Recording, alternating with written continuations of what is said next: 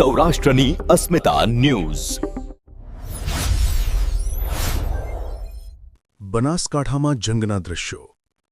ઊણ ગામમાં હિંસક આક્રોશ, નેશનલ હાઇવે જામ અને પોલીસ પર પથ્થરમારો. નવરચિત ઓગડ તાલુકાનું ઊણ ગામ રણ મેદાન બન્યું.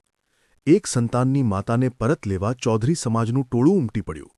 પત્રકાર અને પોલીસકર્મીઓ લોહીલુહાણ. આ હાઈ વોલ્ટેજ ડ્રામાની મુખ્ય વિગતો જોઈએ તો બનાસકાંઠામાં સામાજિક વિવાદે હિંસક વળાંક લેતા ભારેલા અગ્નિ જેવી સ્થિતિ સર્જાઈ છે.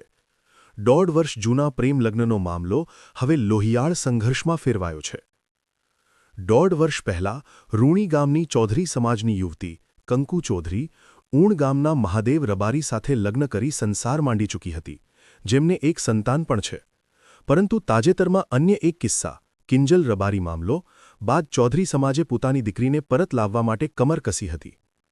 ભાબરના રૂણી ગામે ચૌધરી સમાજના વિશાળ સંમેલન બાદ ઉશ્કેરાયેલું ટોળું સીધું જ ઊણ ગામે ત્રાટક્યું હતું. બુધવારે સવારે ઊણ ગામમાં ઘૂસેલા ટોળાએ આતંક મચાવ્યો હતો. ટોળાએ રસ્તામાં આવતી દુકાનો અને વાહનોને નિશાન બનાવી નુકસાન પહોંચાડ્યું હતું. રોષે ભરાયેલા લોકોએ રાષ્ટ્રીય ધોરીમાર્ગ પર અડિંગો જમાવી દેતા 1 કલાક સુધી ટ્રાફિકના લાંબી કતારો લાગી હતી. જિલ્લા પોલીસ વડા અને બનાસ બેંકના પૂર્વ ચેરમેન અણદાભાઈ પટેલની સમજાવટ છતાં ટોળું ન માન્યું અને પોલીસ પર પથ્થરમારો શરૂ કર્યો. સ્થિતિ કાબૂ બહાર જતા પોલીસે 7થી વધુ ટીયર ગેસના સેલ છોડવાની ફરજ પડી હતી. આ હિંસામાં નિર્દોષ લોકો પણ ભોગ બન્યા છે.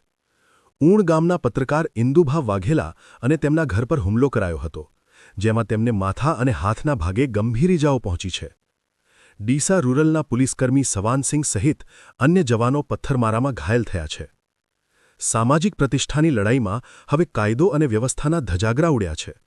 ઊણ ગામમાં હાલ ચુસ્ત પોલીસ બંદોબસ્ત તૈનાત કરી દેવામાં આવ્યો છે. Bureau report, Banaskantha.